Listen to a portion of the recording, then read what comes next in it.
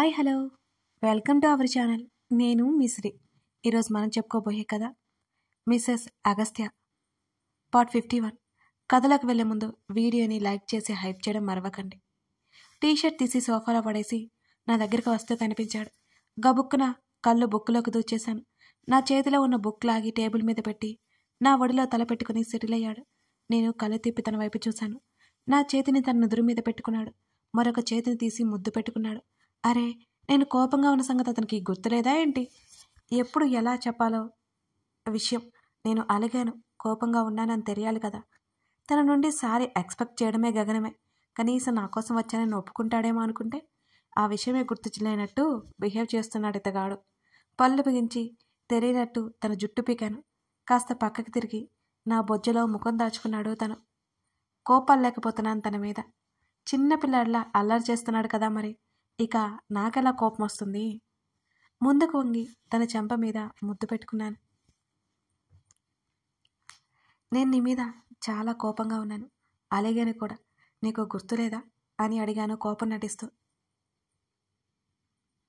ఎందుకు అని ముఖాన్ని అటు ఇటు నా శరీరానికి వేసి అంటుంటే చెక్కిలిగిలి పుట్టింది.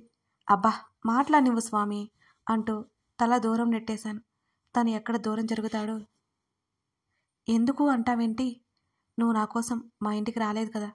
డాడీని పిలిస్తే వచ్చావు కదా. నేనంటే నీకు ఏమాత్రం ప్రేమ లేదు. నా మీద ఇష్టం తగ్గిపోయింది నీకు అని ముక్కు చీదాను. చీది నాకే నొప్పి పుట్టింది, అందుకే ఆపేశా. ఇప్పుడు కూడా అదే చెప్తున్నాను. నిజంగా అంకుల్ పిలిస్తేనే వచ్చాను అంటూ అగ్నికి ఆజ్యం పోసినట్లు నాలో ఉన్న కోపాన్ని ఇంకా పెంచేశాడు అగస్త్య. మరి నీకు నేనెందుకు అని తలపేసి దిండి మీద పెట్టి కోపంగా వెళ్ళడానికన్నట్టు బెడ్ దిగుతుంటే నా కాళ్ళు పైకి పడేసి నా ఒడిలోకి చేరిపోయాడు మళ్ళీ. నేను చాలా సీరియస్గా ముఖం పెట్టుకుని తన్నే చూస్తున్నాను. రానన్నావు, అప్పుడే వచ్చావేంటి? నా వీపు చుట్టూ చెయ్యి వేసి వెనక్కి పడుకోబెడుతూ అన్నాడు తను. ఏం చేస్తాం, నువ్వెలాగూ నా కోసం రావు, నేను నీ కోసం రావాలి కదా. నీకు ప్రేమ లేకపోతే నాకు బోల్డంత ప్రేమ ఉంది అని అన్నాను నేను తనని ఇంకాస్త రెచ్చగొడుతూ. విచిత్రంగా తనకి కోపం రాలేదు. తన పెదవుల మీద సన్నటి నవ్వు తేలియాడుతోంది నా మాటలు విన్న తర్వాత. ఛాన్స్ దొరికితే ఏదో ఒకటి అనడానికి చూస్తావే అని నా నాభి మీద ముఖం దాచేసుకున్నాడు తను. నిజం అంటుంటే మాటలు ఆగిపోయాయిక. నిజం చెప్తున్నాను అనాలనే అనుకున్నాను. ఆ మాట లోపలే ఆగిపోయింది. నీ మీద పూర్తి హక్కు నాకే ఉంది. నువ్వు కేవలం నాకు మాత్రమే సొంతం. నువ్వు ఏమనుకున్నా సరే నీ విషయంలో నేను పొసెసివ్గానే ఉంటాను. నువ్వు నా కళ్ళ ముందే ఉండాలి అని నా కళ్ళలోకి చూస్తూ నా పెదవుల మీద తను ముద్దు పెట్టుకున్నాడు. ఆ మాట నాకెందుకో తెగ నచ్చేసింది. తన మెడ చుట్టూ చేతులు వేసి ఇష్టంగా ఆ ముద్దుని కొనసాగించాను. సంసార యాగంలో మరలా పాల్గొని అలసి సొలసి ఒకరికొకరం దగ్గరగా సేదతీరుతున్నాం. నా గుండెల మీద ఒదిగిపోయాడు తను. తనతో మాట్లాడాలనిపించింది నాకు. నేను మాట్లాడబోయే విషయం తనకి కోపం తెప్పించవచ్చు. నా నుంచి దూరం జరిగి బెడ్ రెస్ట్కి ఆనుకున్నాడు తను. తన భుజానికి ఆనుకుని నేనొక విషయం అడుగుతాను, నువ్వు కోపం తెచ్చుకోకూడదు అని అన్నాను. ఖచ్చితంగా నాకు కోపం వచ్చేదే అన్నమాట అని చిన్నగా నవ్వాడు. ఇలా మేల్కొని ఉండు, ఇప్పుడే వచ్చేస్తా అని వెళ్ళిపోతున్న నన్ను వెళ్ళనివ్వకుండా దగ్గరికి లాక్కున్నాడు తను. ఏంటన్నట్టు కళ్ళు ఎత్తి తన వైపు చూశాను నేను. చెప్పు అని అన్నాడు. మెడ చుట్టూ దుప్పటి పైకి లాక్కుని చలికి ముడుచుకుపోతూ తన కౌగిలిలో ఒదిగిపోయాను నేను. అది మీ అమ్మగారు అంటుంటే నా వైపు విస్మయంగా చూశాడు అగస్త్య. కోపం వస్తుందేమోనని నేను భయపడిపోయాను. తన ప్రేమ అనంతమైతే తన కోపం ఒక ప్రళయం. తన ముఖం నార్మల్గానే అనిపించి కాస్త ధైర్యం వచ్చింది. మీ అమ్మగారి పేరేంటి అని నెమ్మదిగా అడిగాను నేను. కొన్ని క్షణాలు తర్వాత అవంతి అని అన్నాడు తను. వాళ్ళ అమ్మ పేరు పలుకుతుంటే ఎంతో మృదువుగా ఉంది తన గొంతు. అంతేకాదు, తన ముఖం మరింత నిర్మలంగా ఉంది. నాకెందుకు మీ అమ్మగారిని ఒక్కసారి కూడా నువ్వు చూపించలేదు? ఇంట్లో ఒక ఫోటో కూడా లేదు, ఎందుకు అని అడిగాను. తను మాట్లాడలేదు కాసేపటి వరకు. నీకు ఇష్టం లేకపోతే చెప్పొద్దులే అన్నాను. కారణం తన ముఖం భావరహితంగానే ఉంది. డిమ్ లైట్ వెలుగుతోంది. కర్టెన్లు ఫ్యాన్ గాలికి రెపరెపలాడుతున్నాయి. ఫొటోస్ ఉన్నాయి. నీకు చూడాలని ఉందా? తను అంత ప్రశాంతంగా మాట్లాడతాడని నేనైతే అస్సలు ఎక్స్పెక్ట్ చేయలేదు. అవును అని మెల్లిగా అన్నాను. అలాగే షార్ట్ మీదే వెళ్ళిపోయాడు బయటికి. వెళ్తూ గదిలో లైట్ వేశాడు. మరో 5 నిమిషాలకి తిరిగి వచ్చాడు. తన కోసం అలాగే కూర్చుని ఉన్నాను నేను. నా ముందు బయటపడలేక వెళ్ళాడేమో అనుకున్నా. నా ఆలోచనను తారుమారు చేస్తూ ఫొటోస్ తీసుకుని నా దగ్గరికి వచ్చాడు. తనేనా అనుకుంటూ కళ్ళు పెద్దవి చేసి చూస్తుండిపోయాను నేను తననే. అమ్మ అంటున్నా తన పెదవులు ఎంతో అపురూపంగా పలికాయి. ఆ ఫోటో ఇదివరకే చూశాను. అయినా మళ్ళీ మళ్ళీ చూడాలనుకున్న రూపం. 30 ఏళ్ళు కూడా నిన్నుకున్న ప్రాణాలు విడిచింది. ఆమెను తలుచుకోగానే మనసంతా పహరమైపోయింది. ఆ ఫోటో మీద చేతితో తడిమాను. కళ్ళు తిప్పి తన వైపు చూశాను. ఆ ఫోటోని ఎంతో అపురూపంగా చూస్తున్నాడు. చూడ్డం అయిపోతే ఇక ఇచ్చేయి. అప్పుడేనా? ఆశ్చర్యంగా అన్నాను. ఇచ్చేయి. పెద్ద ఫ్రేమ్ చేయించి పెట్టేసుకుందాం. లోపల ఎక్కడో పెట్టడం ఎందుకు అని ధైర్యం చేసి అడిగాను నేను తన్ని. నాకు ఇష్టం లేదు, ఇక మాట్లాడొద్దు అని చెప్పేసి అవి తీసుకుని పక్కన పెట్టేశాడు అగస్త్య. వెంటనే నా గుండెల్లో ముఖం దాచుకుని నాతో పాటు వెనక్కి వాలిపోయాడు తను. తన జుట్టు సవరిస్తూ సరే వదులు స్వామి, ఫ్రెష్ అవ్వాలి అన్నాను. కనీసం ఎక్కడో పడిపోయినా డ్రెస్ అయినా వెతికివ్వు అని అడిగాను. ఇవ్వను. రాక్షసుడా. థ్యాంక్స్. అబ్బా మోయలేకపోతున్నా నిన్ను అన్నాను నేను. ఇంకా నాలో ఒదిగిపోయాడు. నవ్వుకున్నాను మొండి అనుకుంటూ తన్ని. సెనోరిటా. చెప్పు. నేను డ్రింక్ చేస్తాను తెలుసా? ఏంటి, ఈ అలవాటు కూడా ఉందా నీకు అని ఆశ్చర్యంగా అడిగాను. ఉంది. ఏం నీకు నచ్చదా? నచ్చడానికి ఏం లేదు. మా డాడీకి అలవాటు ఉంది. ఇప్పుడు మానేశారనుకో. ఒకప్పుడు ఎవ్రీ సాటర్డే డాడీ సెట్టింగ్ వేస్తే నేనే కంపెనీ ఇచ్చేదాన్ని. నేను కూడా తాగుతాననుకునేవు. జస్ట్ మా డాడీకి చెప్పి మాటలు వింటూ కూర్చునేదాన్ని. మా డాడీ ఎక్కువ తాగరు, ఇబ్బంది లేదు అని చెప్పాను. ఇప్పటి నుంచి నాకు కూడా కంపెనీ ఇవ్వు అని చెప్పాడు తను. అంతలేదులే అన్నా నేను కోపంగా. అదేంటి, అంకుల్కైతే అబ్జెక్షన్ లేదు, నాకైతే అబ్జెక్షన్ ఉందా? నా హృదయం మీద ముద్దు ఇస్తూ అడిగాడు. నీకిష్టమైతే నేనేం కాదని చెప్పను, నువ్వేం కంగారు పడకలే అని నవ్వాను. ఇప్పుడు కావాలంటే? తన జుట్టు పట్టుకుని ముఖాన్ని పైకి ఎత్తి ఆశ్చర్యంగా తన కళ్ళల్లోకి చూశాను. ఇప్పుడా? ఎందుకు? అయినా ఇంట్లో లేదుగా అని అడిగాను. ఉంది, నిన్నే తెచ్చాను. అంటే నేను మా ఇంటికి వెళ్ళిన తర్వాత తీసుకొచ్చి పెట్టావన్నమాట అని నేను అనగానే మళ్ళీ నవ్వాడు. ఇంతకుముందు ఉండే, నువ్వు వచ్చాక గుర్తులేవు. నా పక్కన చేరి తల కింద చేతిని పెట్టుకుంటూ చెప్పాడు తను. ఇప్పుడు నేను ఉన్నాను కదా, మళ్ళీ ఇవెందుకు మరి అని తన వైపు తిరిగి గారంగా అడిగాను.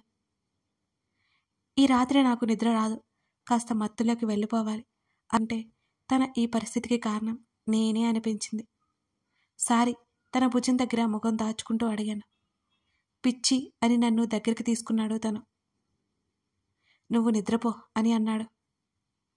నేను నీ కంపెనీ ఇస్తానులే తన వైపు చూస్తూ అన్నాను. నా కళ్ళల్లోకి చూస్తూ నా చేతిని ముద్దాడాడు. తన మనసులో ఉన్న ఫీలింగ్స్ ఇలాగే ఎక్స్ప్రెస్ చేస్తుంటాడు తను. నేను నవ్వాను. ఈలోపు నేను ఫ్రెష్ అయి వస్తాను, మళ్ళీ అవ్వాల్సి ఉంటుంది, నీ ఇష్టం అని అన్నాడు. ఆ ఛాన్స్ ఏం లేదు తమరికి. ఒకవేళ డ్రింక్ చేస్తే దగ్గరికి రానివ్వా ఏంటి? హగ్ వరకు ఓకే, కిస్ అంటే కష్టమే, ఆలోచించుకో మరి అని కళ్ళెగరేశాను. కావాలి అదే. మూతి తిప్పాను. దానికంటే నువ్వే ఇష్టంలే, కానీ అప్పుడప్పుడు ఇది అంతే, నేనేం తాగుబోతుని కాదు అని అన్నాడు. చీర తీసుకుని వాష్రూమ్లోకి పరిగెత్తాను. నేను తిరిగి వచ్చేసరికి బెడ్కి ముందవైపు కింద కూర్చొని మంచం పట్టకి ఆనుకుని ఆలోచిస్తూ కనిపించాడు తను. టైం చూస్తే 12 గంటలు. మళ్ళీ ఉదయాన్నే ఆఫీస్కి వెళ్ళిపోతాడేమో అని కంగారు నాలో. అసలు ఈ మనిషికి నిద్ర లేకుండా ఎలా ఉంటాడో ఏమో నాకు అర్థం కాదు. జుట్టు ముడివేసుకుని టవల్ పక్కన పడేసి తన పక్కన కూర్చున్నాను. మంచం కోసం ఆమ్లెట్ కావాలా అన్నాను కళ్ళెగరేస్తూ. No thanks. నా ఆమ్లెట్ని మిస్ అవుతున్నావు నువ్వు. నీకిష్టమేక నీ ఇష్టం అని భుజాలు కదిలించాను. తన పెదవి చివరన నవ్వు. గ్లాసులో పోసుకుని డ్రింక్ చేస్తూ జారపడి కూర్చుని నా భుజం మీద తలవాల్చాడు. నేను మాత్రం ఒడిలో దిండుని పెట్టుకుని గడ్డం కింద చేతిని పెట్టుకుని తన్నే చూస్తున్నాను. మరో పావుగంట తర్వాత నా ఒడిలో ఉన్న దిండు లాగి పక్కన పడేసి తన తలని పెట్టుకుని సెనోరిటా అని మళ్ళీ పిలిచాడు. చెప్పు, కోపం ఉందా నా మీద అన్నాడు. ఎందుకు? తన నుదురు మీద పడుతున్న జుట్టును వెనక్కి తోస్తూ అడిగాను. కళ్ళు మూస్తూ తెరుస్తూ నన్నే చూశాడు. నా చేతిని తన ఛాతీ మీద పెట్టుకున్నాడు. బాగా నాకు అర్థమైపోయింది. నిన్ను బాధ పెట్టిన ప్రతి క్షణం నేను నరకం అనుభవించాను. తన మాట ముద్ద ముద్దగా వస్తోంది. మాట్లాడలేదు. నేను అలాగే చూస్తున్నా. నేను తను నన్ను బాధ పెడుతున్నాడనే అనుకునేదాన్ని. కానీ నాకే తెలియకుండా నా వెంట నిలబడి డాడీ ప్రాణాలు కాపాడాడు. ప్రతి క్షణం నా వెంట ఉండి నన్ను నడిపించాడు. నాకు కోపం ఎక్కువ తెలుసు. ఇప్పుడు ఇక పడుకో అన్నాను. నీకేం తెలియదు అంటూ ఆగి, మా అమ్మని చూసావు కదా, ఎలా ఉంది అని చిరునవ్వుతో అడిగాడు. చాలా బాగుంది. నువ్వు మీ అమ్మగారి పోలిక తెలుసా? మీ ఇద్దరి నవ్వు ఒకేలా ఉంది అన్నాను. తెలియకుండానే నా పెదవుల మీద చిరునవ్వు వచ్చింది. అవును, మా అమ్మ దేవతలా ఉంటుంది. చాలా మంచిది. కానీ ఆ పెద్ద మనిషి అని ఆగాడు. విషయం ఎక్కడికో వెళ్తుందని నాకు అర్థమైపోయింది. మనం రేపు మాట్లాడుకుందాం, ఇక పడుకో అన్నాను నేను. నా మాటలు తను వినిపించుకోలేదు. మా అమ్మ అమాయకురాలు. ఎవరికైనా సాయం అడిగితే కాదనకుండా చేస్తుంది. అలాంటి అమ్మని మోసం చేశాడు. చెప్తున్న తన గొంతు గద్గతమైపోయింది. తన కంటి కొనల నుంచి నీళ్లు నా ఒడిని తడిపేశాయి. తన మాటలు వింటూ తన ముఖం చూస్తుంటే నాకు ఏడుపు కట్టలు తెంచుకొని వచ్చింది ఒక్కసారిగా. ప్లీజ్ పడుకో, తన కన్నీళ్లు తుడుస్తూ చెప్పాను నేను. తను విననట్టే నా చిన్నప్పుడు అమ్మ రోజు ఏడ్చేది. ఒకరోజు ఆ మనిషికి అమ్మకి గొడవైంది. చాలా పెద్ద గొడవ. అమ్మని కొట్టాడు. నాకేం చేయాలో తెలియలేదు.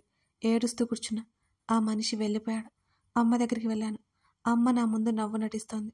ఆ రోజు నన్ను తీసుకుని ఇంట్లో నుంచి వచ్చేసింది అని ఆగి, అమ్మని కొట్టినందుకు నా రక్తం మరిగిపోయింది. ఆ మనిషిని చంపాలనిపించింది. కానీ నాకు నాన్న గాద్గదిక స్వరంతో అన్నాడు అగస్త్య.